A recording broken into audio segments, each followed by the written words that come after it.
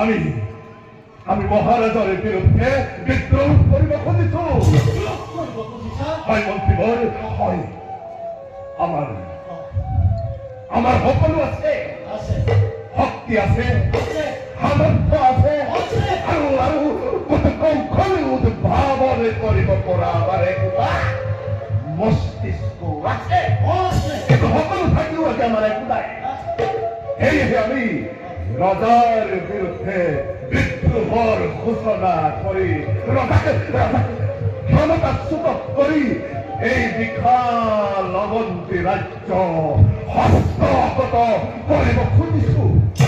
কিন্তু ইয়াত আমাকে লাগিব একতা আৰু দৃঢ়তা। চক মন্দিৰ আপুনি মই আৰু মোৰ ভাই প্ৰমত্তহৰে নিজৰ জীৱনକୁ দুঃস্বজ্ঞান কৰি শত্ৰুৰ সৈতে সংগ্ৰাম কৰি কৰি এইখন ৰাজ্যৰ ভৱিষ্যত সুৰক্ষিত কৰি আহিছো, সুৰক্ষিত কৰিছো ৰাজপল্লাৰৰ ৰাজমৰ্যাদা। এইখন দেশ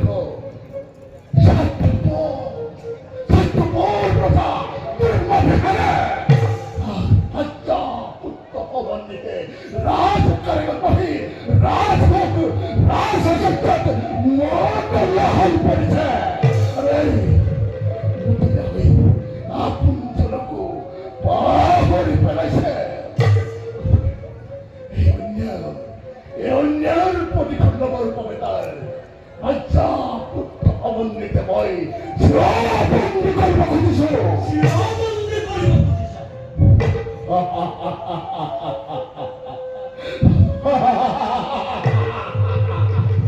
কেবল বন্দিত্ব কিয়, কেবল বন্দিত্ব কিয় প্ৰয়োজন সাপেক্ষে সিহঁতক মই মৃত্যুদণ্ডৰে কৰিম দণ্ডিত।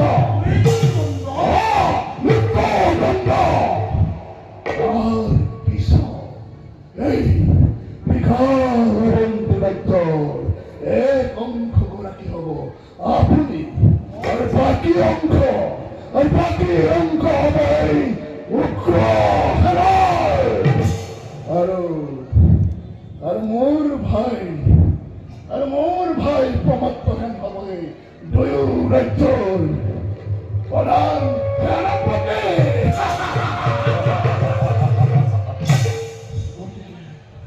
গতিকে ককে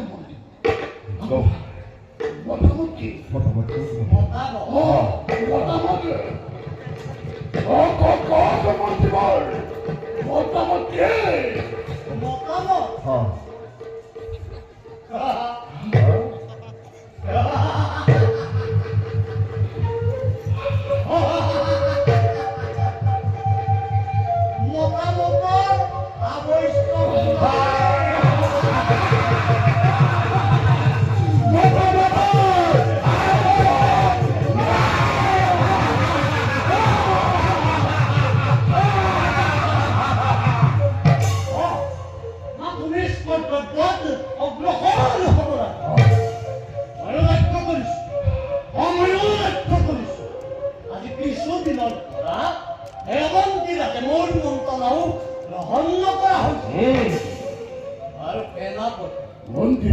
বৰ্তমান আমাৰ প্ৰথম আৰু প্ৰধান কৰ্তব্য কি হ'ব?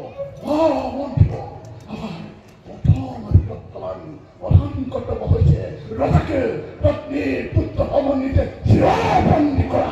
কিন্তু ৰজাক বন্দী কৰাটো কিদৰে সম্ভৱ? অসম্ভৱকো সম্ভৱ কৰিব লাগিব মন্ত্ৰীবৰ, অসম্ভৱকো সম্ভৱ কৰিব লাগিব।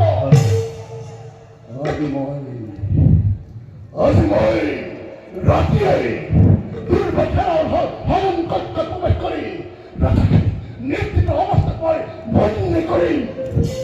মই প্ৰমত্তহেন তুমি বৰ ৰক্ষাকৈ সতৰ্ক দৃষ্টি ৰাখিবা।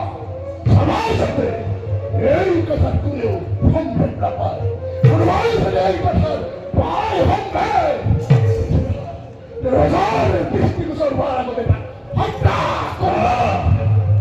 আৰু মন্ত্ৰীব ৰাণী হলো সত্যবানক বন্দী কৰাৰ দায়িত্ব কিন্তু আপোনাৰ। গতিকে যাওঁতে মন্ত্ৰীব সাৱধানে নিজ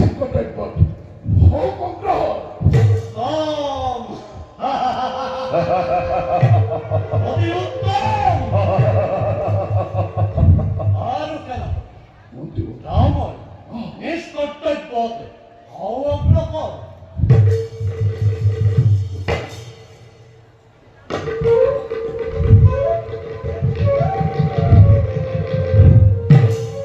সেনাপতি মন্ত্ৰীপতি অৱন্তীৰ অৰ্ধাংশ কিন্তু মোৰ।